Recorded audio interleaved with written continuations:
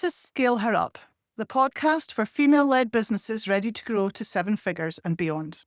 I'm Dr. Brenda Hector. I'm a business coach and a champion for women in business. I'm on a mission to change the statistics and help more women scale successfully.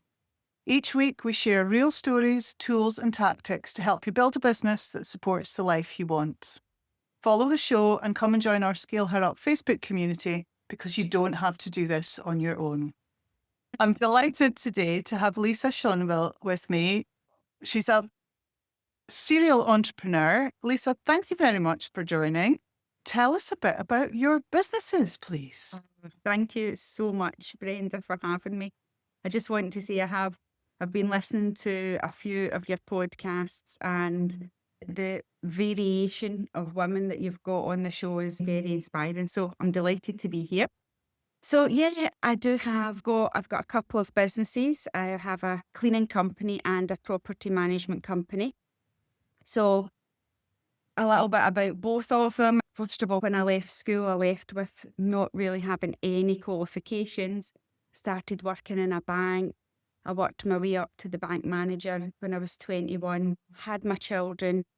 Like many people, my whole perspective and outlook in life completely changed. And I decided I wanted something different, something that was going to be flexible, that I could work around my family. So I left my career in the bank, much to the worry of my family and friends, because they obviously seen that as a secure, stable job. And then going out there on your own, starting your own business is scary. But I was determined that I wanted to make it work. I actually started initially running sensory development classes for parents and babies. It was a franchise that I had bought into, and then over several years had built up that business. And, I had franchisees that... Can you hear my dog in the background? No. Let's start again. So over the years, I had several franchisees working for me, and I was doing international training, looking after and helping support people to build their businesses within this sector. And it was really good and I loved it. However, cut a long story short, I was working 60 hours a week, and the whole point of me building that business initially was because I had two children and I wanted to spend more time with my children. So I then broke that business up actually into sections of parts. I sold it all. And at that point, I dabbled a little bit in network marketing. I did some personal coaching myself, working on myself, but I then took not well, nothing major, but I basically couldn't work for a few months. And at that point, then I wasn't earning any money. And that was a turning point for me, because that was the realization of, what am I going to do if I'm not able to support my family? What if I'm not bringing in an income and I can't provide for my children? I can't keep a roof over their head. That I need to come up with something that allows me to build a business where I can earn an income that doesn't rely on me. So I started thinking about, what could that be? And at the time, my mum was a cleaner. She had a small cleaning business, cleaning houses, domestic cleaning. And I thought, I think I could do that. If I maybe bring in a couple of members of staff, I'll charge X for a clean and I'll pay them a few pounds less than what I charge.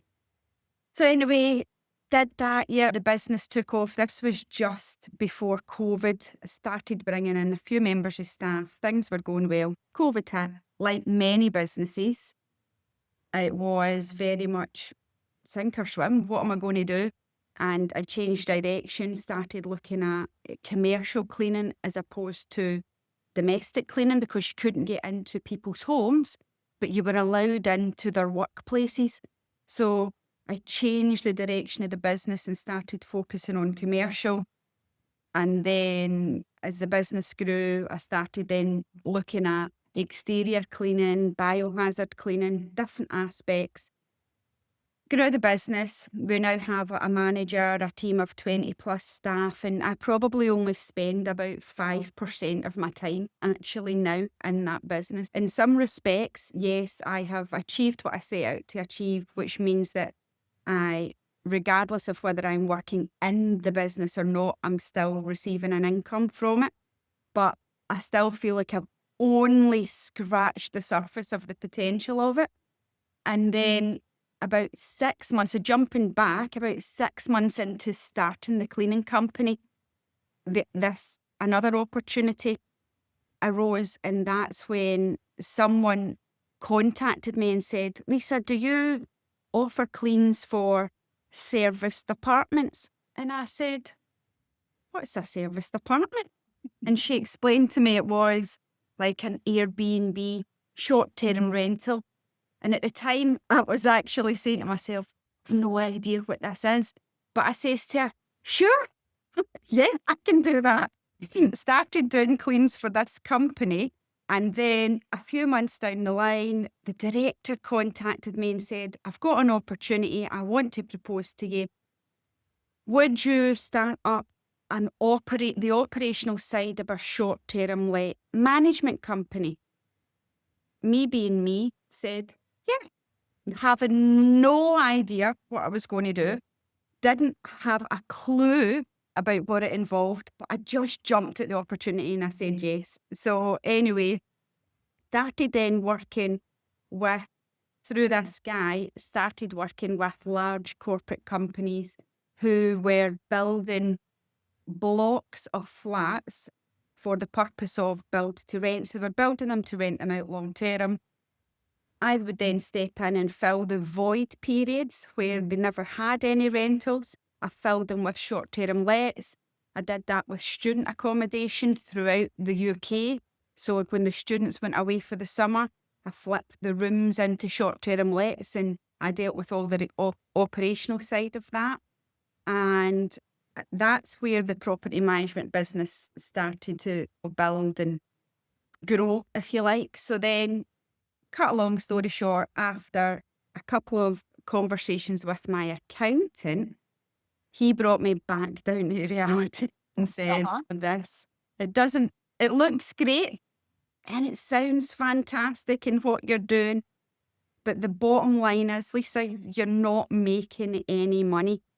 So again, turning point in the business, I then started working with individual landlords, property owners, and owner-led businesses that were involved in property investment. And then started to grow and build and scale that property management company. So now I've got both companies and both of them operate completely without me, which is incredible. But I still love being part of the businesses. So I'm not at the stage where I want to step away or I want to sell the businesses or anything like that. I absolutely love them. I'm so passionate about what I do, but I'm very thankful and grateful that I've managed to get to this stage to allow me to have an income from both businesses that don't completely rely on me. So now I'm excited about, what's next? Am I going to start another business? So I've made loads of notes while you've been talking there. So there's some areas that I want to dig into. So let's go at the beginning when you were starting up. Okay. You left a secure job in the bank, which is a job for back in the day, it was a job for life, wasn't it? And all your family and friends were quite worried about this. So is this just you had a belief, or you were always going to be a business owner and you were? So for me, I wasn't scared at all because I knew that I was ready to create something. I was determined that I wanted to create this life for myself and for my family. I wanted to have freedom. I wanted to have flexibility. I wanted to do what I wanted, when I wanted, with who I wanted, really. And I knew that based on my success in the bank, and I was only there for 4 years, but I worked my way up through every position within the branch to achieve the manager role. So I knew that I was capable, always moving forward and finding solutions to problems and being a business owner, that's a lot of what's involved, is finding solutions all the time, is looking for ways to improve, is it's getting knocked down and getting back up again and knocked down and getting back up again. So I knew that I had the resilience to do it. And I guess that for me, there was no question of this is what I wanted to do. But for my family, it was very much a different story. They were terrified. Now, my husband is, I don't know where I would have been without him, but every crazy decision that I've ever had in my life, he supported me through every single one. He's just always said, Lisa, you do it, you do what you want. I know that you're going to make the right decision, and if you don't, we'll deal with it. I had a good support network, but they were still very nervous and scared about it.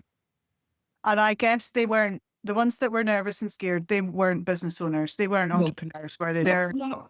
So nobody in my family, in my inner circle, run a business or had a business. Yeah, my mum ran a small domestic cleaning company, but it was just her and one other person, and they were very happy just going about doing their own thing. And they worked 9 till 3 and it suited them, but there was no intention of really growing or building a business. There's a big difference between self-employment and business ownership. Yeah. Sure. Yep.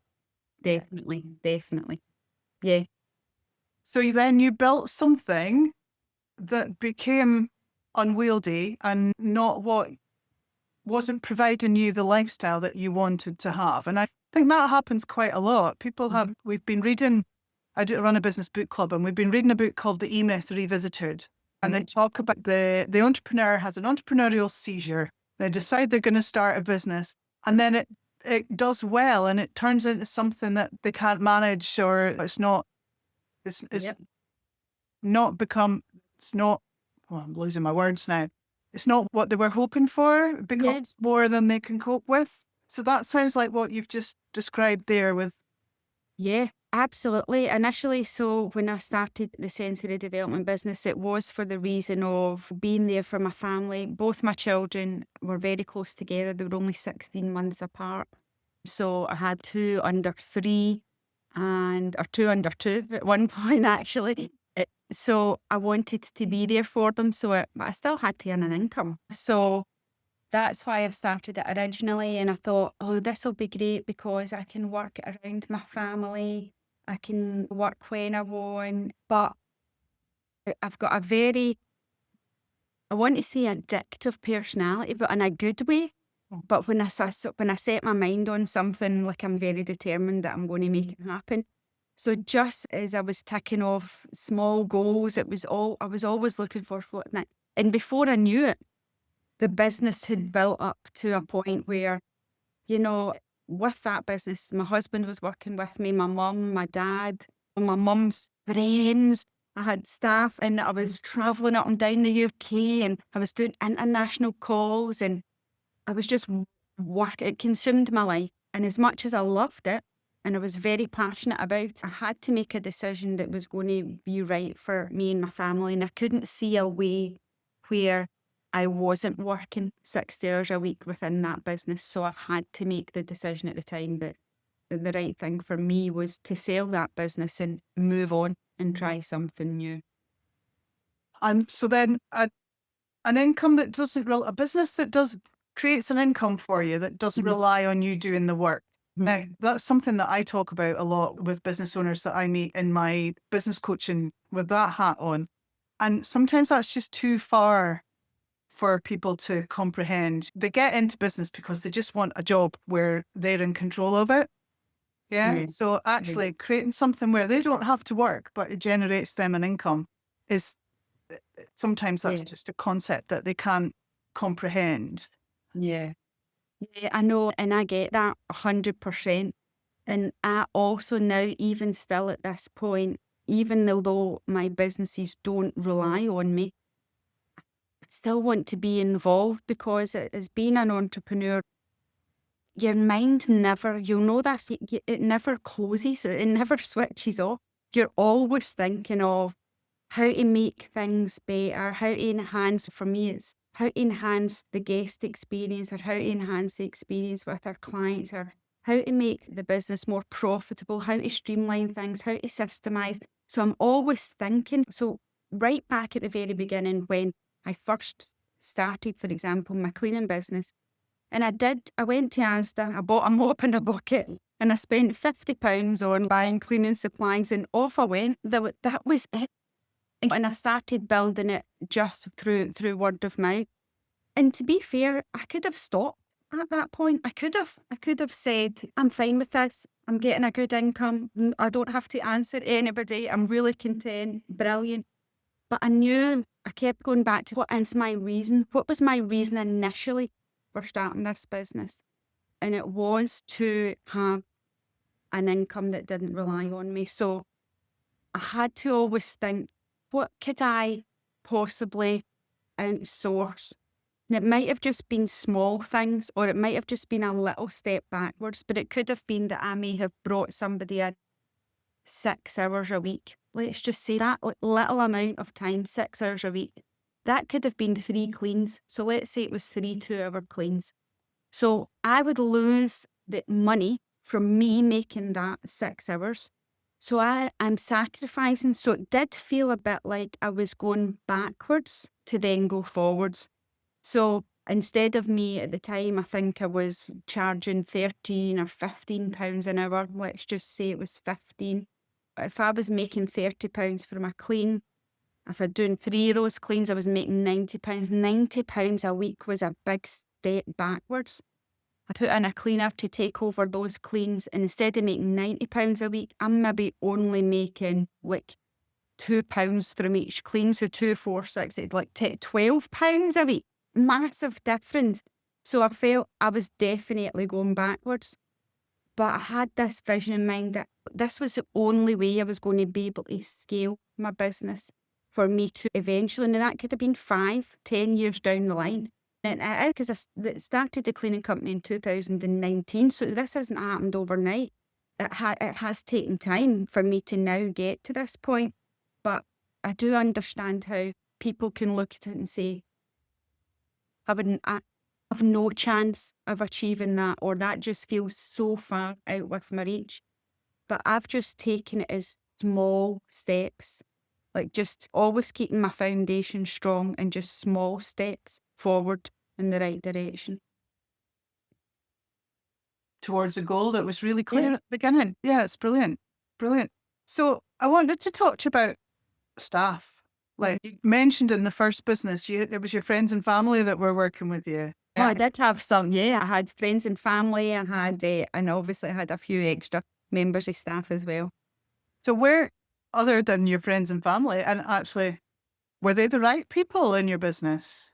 I think in any business, like staff is always an issue. It's definitely always an issue. And you're always trying to master the game, if you like. You're always trying to make it better. But at the time, for me, I felt, 100% they were the right people. I always wanted people to work with me. And even now, across both my businesses, they've got the same values as me. So I'm not looking for people who are expert. They don't have to be, let's just say, a fantastic cleaner. They don't need to have 20 years experience in cleaning. I want them to be friendly, approachable. I want them to be committed, or I want them to turn up for their work. So I want them to get on with us, to get on with the clients. I want them to be happy at their work. So I'm looking for people that's got the same values with a growth mindset. And so they're always looking at ways to make things better. So that's what I've always looked for in staff. And yes, of course, I've had challenging members of staff, but I've never ever, over the years, I've never really had even one member of staff that has caused me so much trouble in my business that it's been detrimental to me or to the businesses. So I always do my best to try and select the people that are most aligned with me and what I'm trying to achieve. Good. That's great to hear, because I think in a business like cleaning, these are not the highest paid jobs. Yep. The loyalty can be low in a job where we're paying, there's not highly skilled roles. Yeah. Yeah. Yep. So How do you get staff loyalty? How do you get people to stay with you? So number one, none of my staff are on minimum wage. None of my staff get paid minimum wage because I truly believe they are a lot more valuable than minimum wage.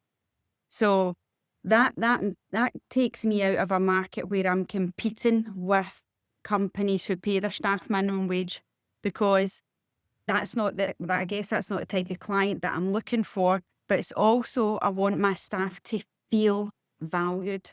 So in addition to them getting paid more than minimum wage, we do employee of the month or member of the month bonuses. We do birthday bonuses.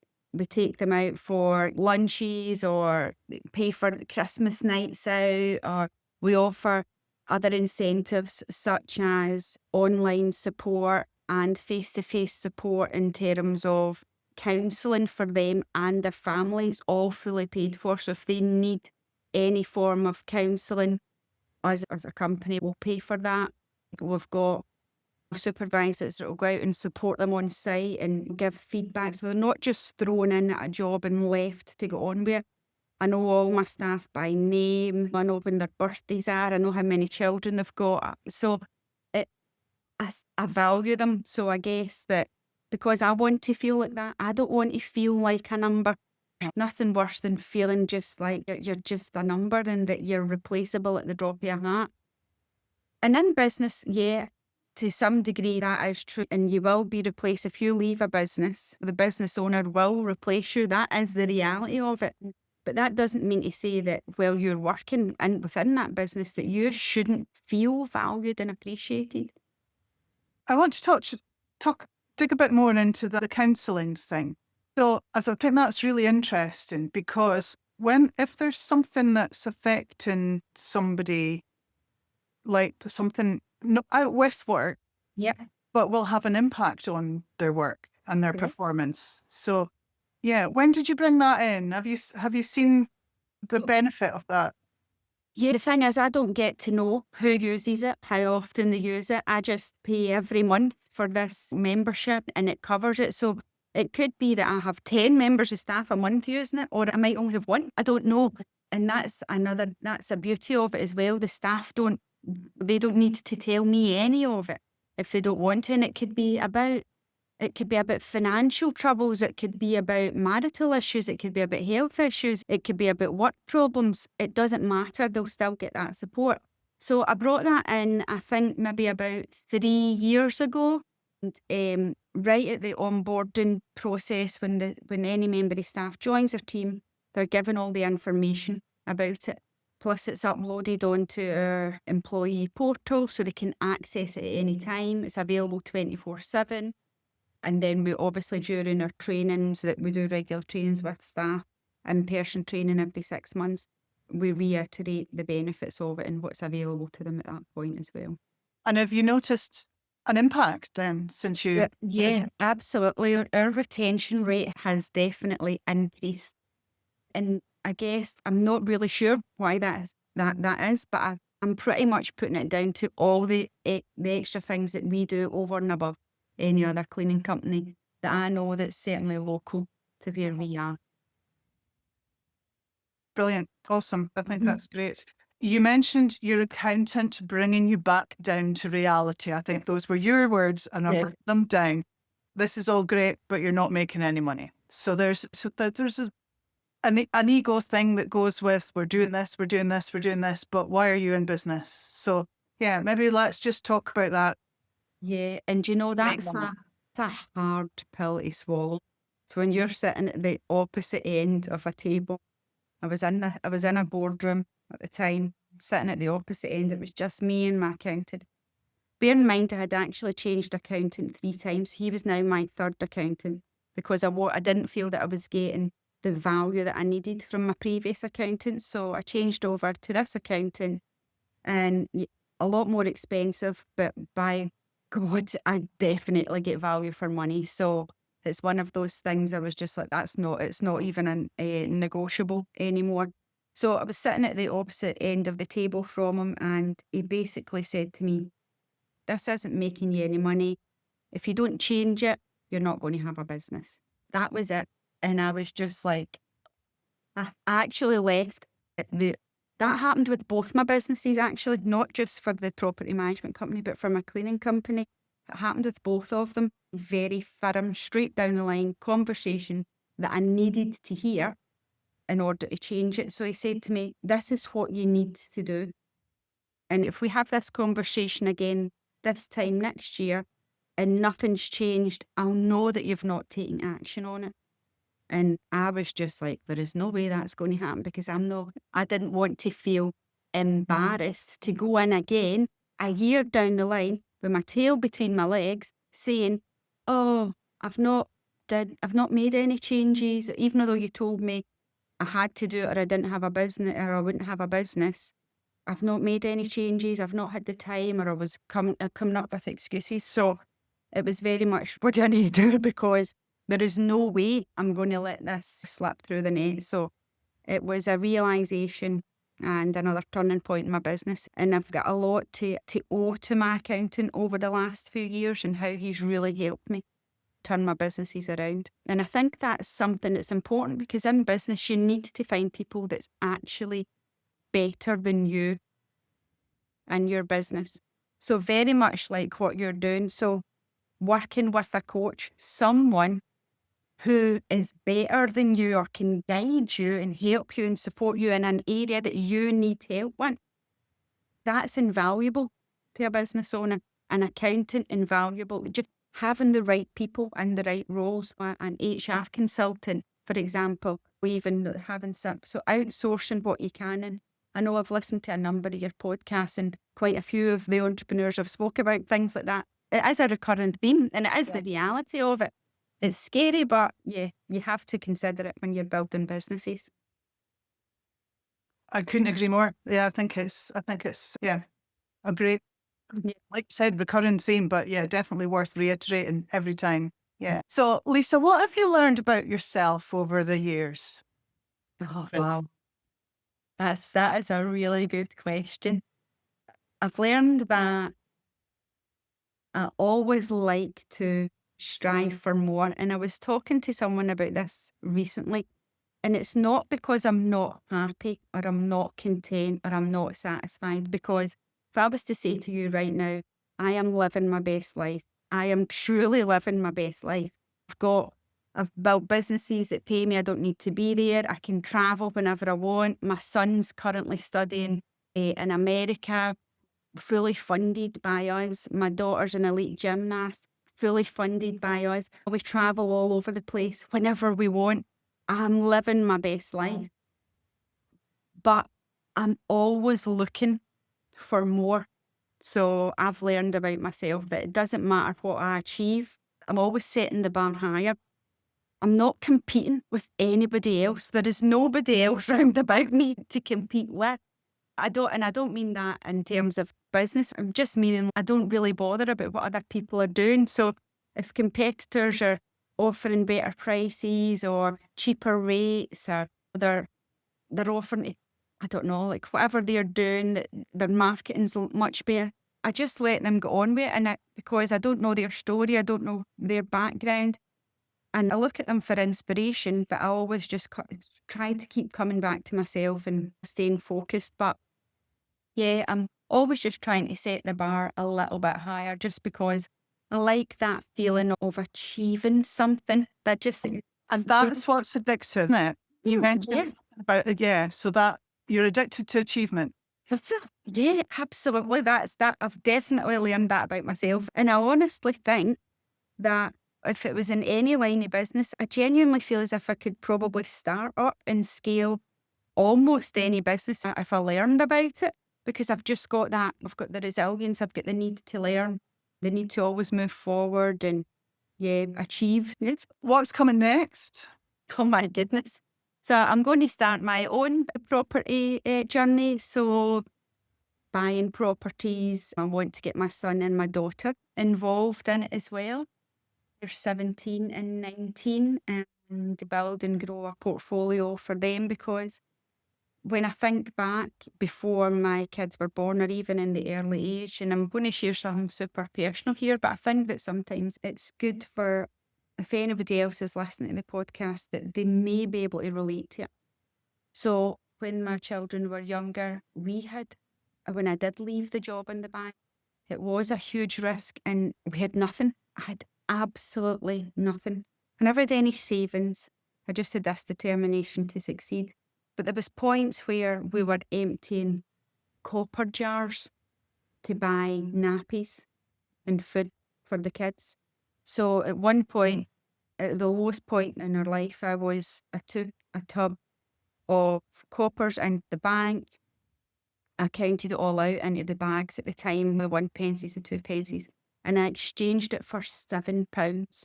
And that's what I had, £7. And I thought at that point as well, I never want my children to feel the way that I feel right now. I want them to always strive and fulfill their life as much as they possibly can, but I never ever want them to have nothing. And I don't just mean financially, but I felt like I wasn't even fulfilled. I wasn't happy within myself. And I know that people say money doesn't bring you happiness, but what it gives you choices. Choices. And when I had £7, I never had any choices. There was no choice. It was either they get the nappies or we had a car. There was no choice about it. It was providing for my children. And I never ever wanted them to experience that. So they've had a great life. And I'm proud to say that I feel that it's because of the hard work and effort that I've put in. But I also think that I've installed into them the value and the importance of working hard for what you want, but also trying to make good decisions or right decisions.